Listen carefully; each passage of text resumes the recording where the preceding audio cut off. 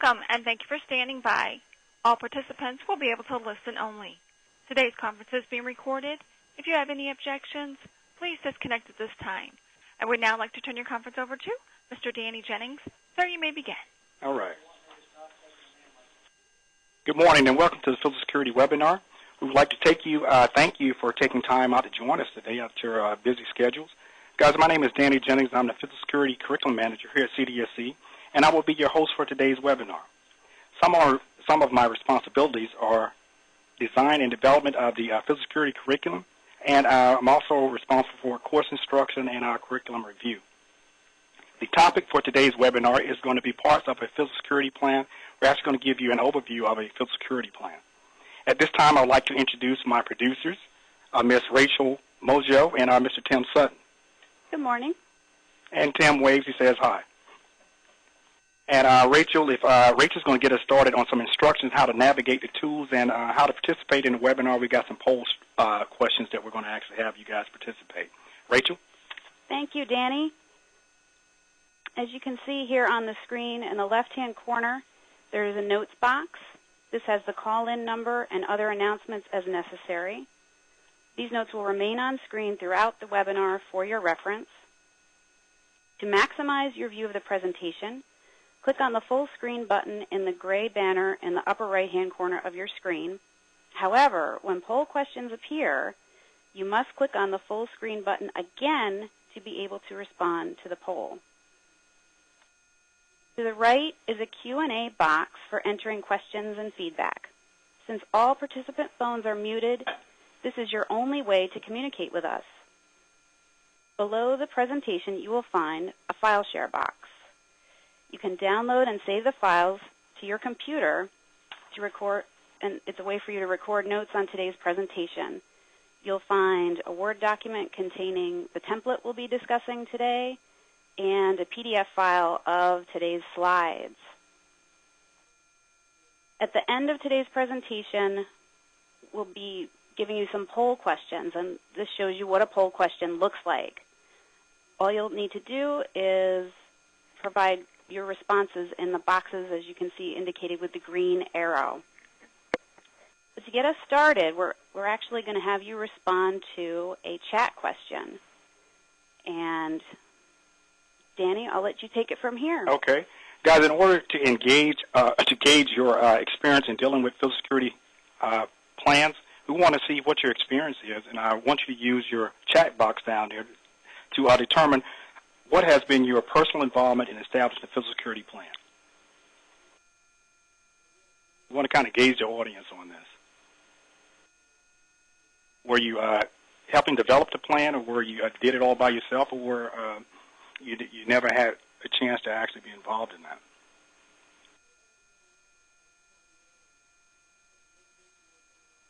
Some people had to develop a plan all by yourself. Hey, my feelings go out to you. And it looks like we're getting a variety of experience in developing a physical security plan. And I'll tell you, for those that have been involved in this process, you understand that it was a huge collaborative effort on your part to actually get this done. And hopefully that you had a physical security plan that you were already in existence that you could use from. If you had to start from scratch, I know that it was very challenging for you. And that lets us lead to this template that we're going to provide for you. It's going to be a takeaway that you can, if you're developing one, you can use it as a baseline to help you do that and get you to where you need to go, and you can tailor it to what your mission is. So that's one big takeaway from this webinar. Let's look at today's objectives. Once again, we're going to provide an overview of a physical security plan, and we're going to provide a definition and purpose of the physical security plan. We're also going to talk about the physical security plan responsibilities, you as a security specialist and your commander. We're also going to talk about the components of a physical security plan. Next slide. All right, what is the definition and purpose of a physical security plan?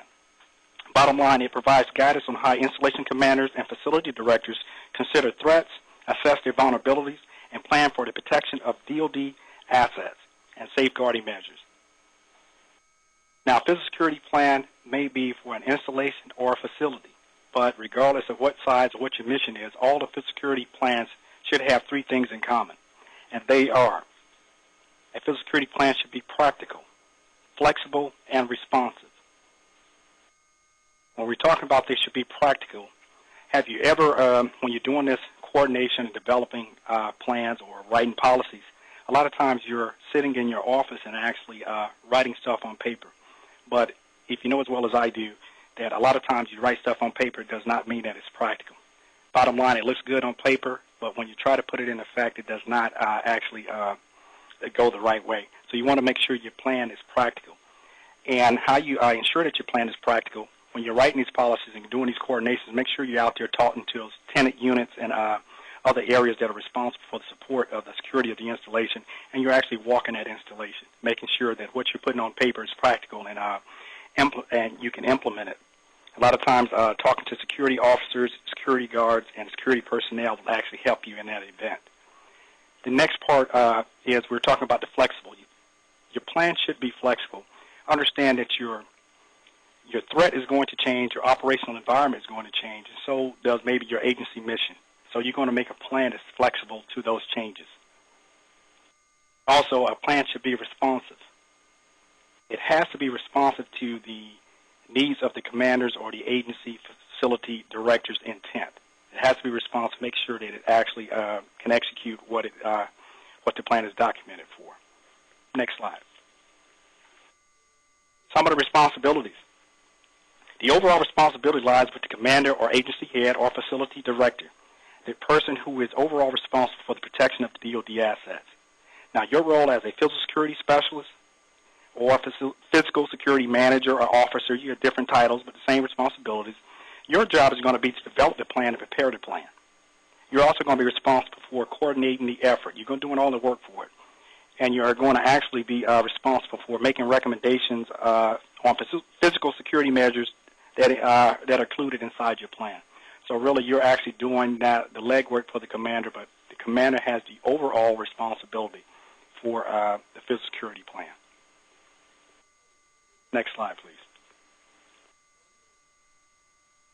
You want to treat your plan as a living document, meaning that you should be updating and checking the plan constantly according to how many changes that are occurring within your operational environment. You got to understand the agency's threat, mission, and operation environment is going to change. It's never going to be constant, and so should your plan. If you do not look at your plan, you look at my friend here to the side, your plan will become extinct. It will become ineffective. At a minimum, it's recommended that you should review your plan at least annually. So when you actually have developed this plan, I tell you, if you ever had to work on one, you develop it, you're glad that it's finished, you do not put it on the shelf. You have to go back and revisit it because things change. Next slide, please. Now, for an installation, there is normally one overarching physical security plan that is probably going to be supplemented by tenant units or subordinate units plans, and it's going to depend on how large your installation is. If you're going to have one overarching plan, if you've got a physical security plan for a facility or an agency, you may not have an overarching plan. But understand this plan on an installation, you got one overarching plan. Supplemental units will have responsibility for developing their own plan, and actually it's implemented by standard operating procedures or general post instructions for security personnel. Next slide. What are some of the basic components of a physical security plan? Well, I'm going to tell you it's going to be based on really your components guidance. And if you don't have components guidance, it's going to be based on your size and installation and your unit's mission. Now, I'm going to tell you, I throw a disclaimer out there that these are some of the basic components that we feel that were important. But like I said, get with your components guidance. If they have regulatory guidance that they want you to follow, ensure that you follow those guidance.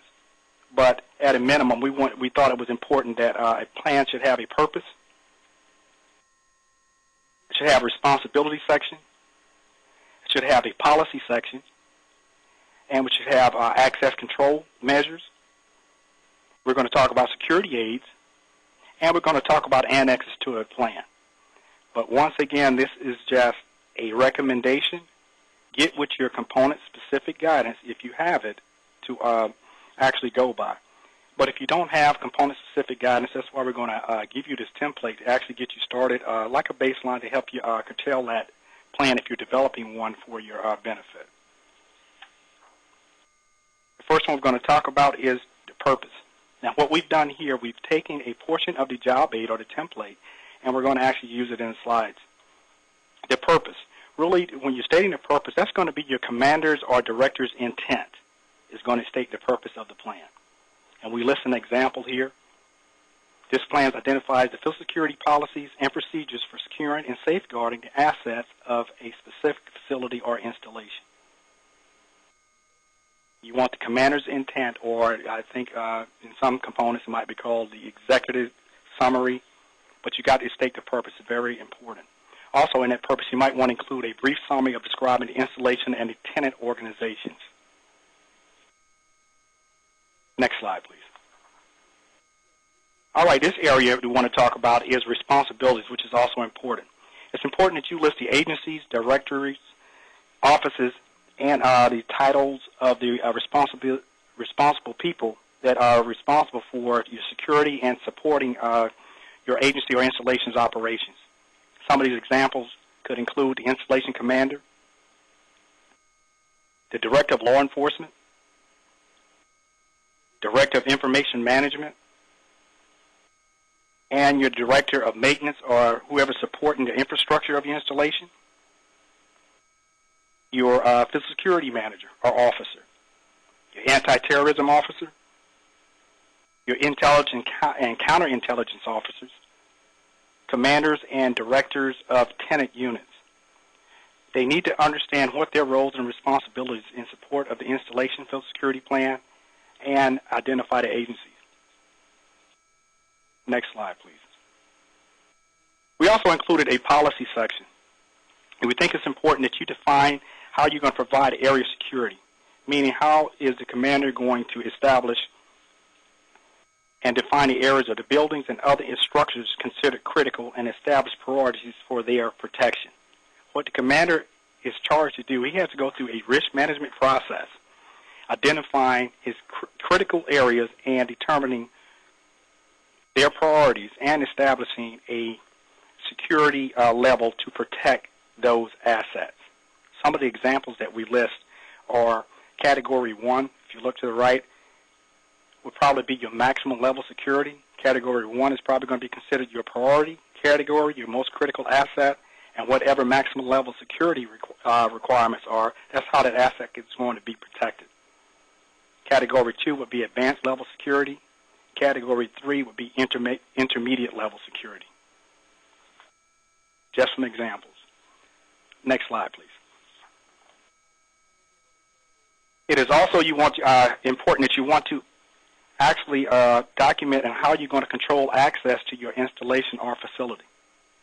How you're going to control your people, material, and vehicle coming in. At a minimum, you probably want to break it down to personnel access, material control, and vehicle control. You can get more specific if you want. But for personnel access, you want to think about authority for access, what's the criteria for access, how are you going to get your visitors on post, what about your permanent employees, what type of badge systems are you using, how are they going to be vetted, things to think about. What about material control? What type of materials are coming in? What type of mail is coming in? It depends on what type of facility that you have, but you want to have a plan that's going to acknowledge incoming materials and outgoing materials. Also, you might want to include vehicle control. What policy do you have on if you have to search government vehicles versus POVs? If you're not searching vehicles, what are the parking regulations that's going to be enforced? What critical assets or restricted areas that you have on that installation or facility that's going to be require special parking? What kind of controls for entrance into restricted areas and administrative areas? Some things you want to consider. Once again, guys, this is just a template. It's not all-inclusive. You can use this to curtail it to whatever your needs are. Next slide, please. You also want to list security aids. And what are security aids? Security aids are those security measures that you use to implement the security protection of your DoD assets. Some examples are your protective barriers. How are you going to, do you have a protective barrier plan? How are your fences going to be listed? What type of lighting systems are going to be required for special areas or general areas? Do you have emergency lighting listed? Those type of things you want to look at how they were going to be implemented or employed in your physical security plan. You also want to list your IDS systems. You want to list what type of system it is, who will be monitoring it. Do you have coordination for response forces with the monitoring of that? Is it going to be on the installation, off the installation? Are you responsible for the maintenance of it? Who's responsible for the maintenance of it, and how it's going to be implemented? That type of stuff. Next slide. We also want to talk about annexes. Depending on how you choose to structure your plan, you may have several annexes that may be separate from the physical security plan or actually a part of the physical security plan. And I'm going to tell you, if it's going to be separate from the physical security plan, depending on your operational structure, a lot of times you might want to separate an annex from your physical security plan in the fact that it may be classified. One thing to remember, if it is classified or if it is not part of that physical security plan, you want to make sure that you indicate the location of the annexes. Next slide, please. Now, we have several possible annexes. Once again, this list is not all inclusive. If you take a look at that, some of them you might be familiar with, some you may not. And we listed the annexes from A to R on your template and provided some short examples of what they would entail. Now we're going to go through some of these that are probably most familiar with you and give you some examples. Next slide, please. Guys, it's going to be important that you list all DoD component or specific guidance and regulations applying to the physical security of your installation or agency. And these references could come in the form of directives, regulations, instructions, manuals, etc. But it's very important that you list all the references that you use that are part of enforcing that security or providing policy for security of that installation or facility. Next slide, please. It is very important that you list the installation threat statement. And this annex is going to provide current intelligence threat information pertaining to terrorist, criminal, civil disturbance, and other threats. And understand, you're getting this from your threat assessment, and your threat assessment is going to drive the protection efforts of your risk management process. It's really going to dictate how you're going to execute your protective measures in securing your assets. Thus, it's very important that you have that this statement in your plan. It's really going to give you the reasons why you're actually protecting your asset. Next slide, please. You also want to include your bomb threat plan. You want to have procedures to addressing your bomb threats with guidance on control of the operation, some evacuation, search, who's responsible for responding to bomb threats. Have you coordinated with EOD or is it on installation, is it off the installation? How are you going to evacuate the personnel? And each unit should have a bomb threat checklist. And you should have an example of that actually inside your plan. You also probably want to include an after-action review or report on your actions of the bomb threat plan, especially if you actually rehearse that. Next slide, please. It's also important to have a natural disaster plan.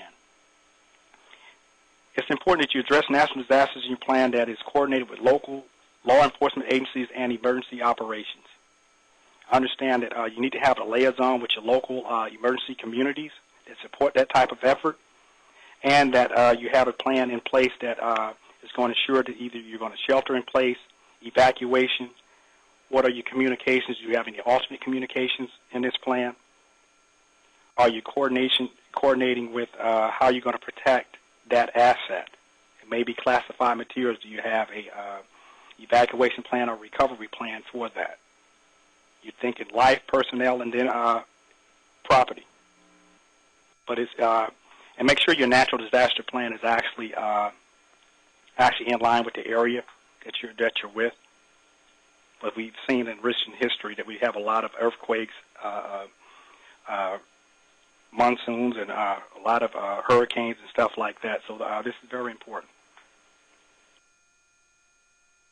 Another plan we want to talk about is your resource plan. How are you allocating resources? You need to have a plan that's going to address your equipment, funding, your personnel. At a minimum, you should have contact numbers and services for the services of the people that execute those type of support elements. How are you going to actually resource your existing, or if you have a contingency plan that may require a upscale of security, what type of a resource plan do you have to fund those requirements and how they're going to be executed? Just something to think about. Next slide, please. It's also important to have a communication plan, one that's going to address requirements to include systems and networks and the infrastructure to support command and control. You want to have a communication plan and an alternate plan in case of national disasters. Do you have? You might have a separate plan that's going to address your networks and communication systems, but also your wireless and cellular and mobile radio systems. What type of plan do you have? It's very important to actually address your communications plan. Next slide, please. We also listed intrusion detection system plan. You also want to have an annex that is going to address the type of IDSs that you're going to require around your critical infrastructure, the type of maintenance that's required, the type of who to call in case that your point of contact, especially on your critical assets, who's going to be the point of contact for that, who's going to be the point of contact for the maintenance. Also, you want to maybe list the alarm rates, the false nuisance rates inside the plan, what type of sensors are going to be on the assets. It's very important that you address your IDS systems. Next slide, please. Talk about contingency plans. The contingency plans are going to be all the other plans that actually coordinate with the continuing operations in case of natural disasters or the national disaster, such as a large terrorist threat or incident. What are your contingency plans for that? Really, it's going to be your plan B. What are you actually going to do? Now, your contingency plans should be in line with your COOP plans, your higher continuing operations plan. But some things you might want to look at. Next slide. We also want to address your post orders. Guys, at a minimum, your physical security plan should have standard operating procedures for your security personnel, meaning the people that are responsible for the protection of your critical assets. We're talking about your security officers, security police, security guards, personnel. You want to have post orders establishing their responsibilities of their posts. You need to include that in your plan. And this is going to lead us to our next first poll question. Right, Rachel? Yes. Okay. This serves as a review. You'll see the poll question on the screen now. It asks you to think about within which section of a physical security plan would you find information about gaining access to a facility? Would that be in the purpose, responsibilities, or access and control measures section? All right, we're looking at it. All right, we're getting here. It seems like the majority, well, here we go, we had 100%. Majority of you picked access and control measures, which you're absolutely right on that, right on target, right on point. Understand that you want to address your access control to your facility and or installation. You want to break that down as a minimum. Okay, you want to address, what is it, the personnel, material control, and how you're going to vehicle control. So good job, everyone. Next poll question. Here we're asking, who has overall responsibility for the physical security of an installation and/or facility? Would that be the physical security manager, the anti-terrorism officer, or the commander or facility director?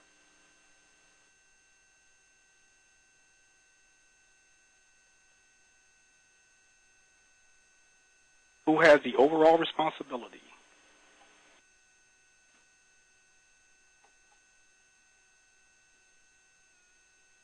All right. We still responding, believe it or not. Okay. Okay. We just finished. And majority of you, about 98%, said the commander or facility director, which that would be correct. Understand the key word in this is overall responsibility. As a physical security specialist, manager, officer, you're responsible for coordinating, making recommendations, and actually developing the plan.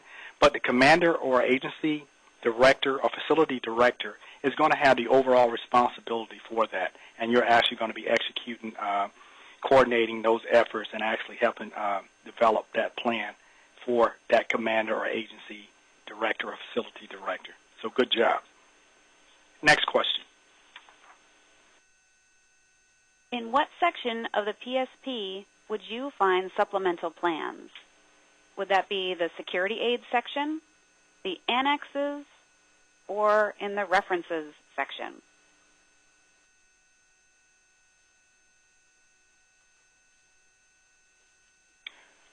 All right, we're at 100% on, well, almost 100%. I think one person. Okay, it's actually going to be annexes.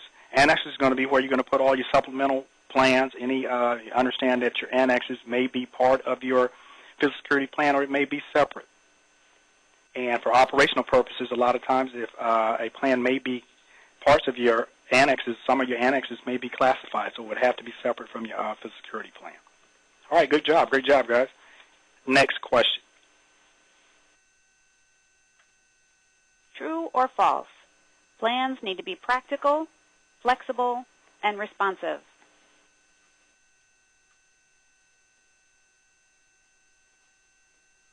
All right, 100%. You're absolutely correct. That is a true question. Plans have to be practical, flexible, and responsive. Has to be practical in the fact that if you got to be able to execute your plan, has to be responsive to the protection of your installation, got to be executable, and it has to be flexible to change. All right, next slide. Okay, guys, we're coming to the end of this webinar, and hopefully you enjoyed it. It's a real quick, high overview. And understand when you're talking about physical security plan, understand that the risk management process has to be implemented early in your physical security planning. And physical security planning needs to be integrated throughout all the other disciplines. So some level of physical security is going to exist in information, personnel, industrial, or ComSec, any other discipline and or special category. You got to have physical security planning implemented in that. We talked about the definition and purpose of a physical security plan. We talked about the physical security plan and responsibilities. And we also listed the basic components of a physical security plan, and we also said that seek your agency or components guidance for the components of a physical security plan. But if you don't have one, please use that template that we provided for you and to help you get you started. If you want to learn more about physical security planning, please try our e-learning courses, Introduction to Physical Security Planning and Implementation, and Physical Security Measures. We also have an instructor-led course. It's a 5-day course, which we talk about physical security planning. The name of it is Applying Physical Security Concepts course. It's a 5-day course, and we actually take the risk management process and we break it down step by step along with physical security planning. It's a great course. Next iteration, August 5th through the 9th, and hopefully we'll see a lot of you there.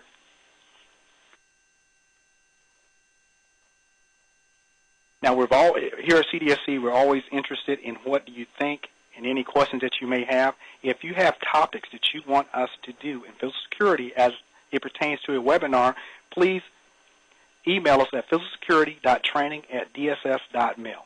And we would be happy to look at what your requirements are. Naturally, we have to get it vetted first and see if we can actually do it. But if there's something else out there you want us to actually deliver a webinar on, please let us know and don't hesitate.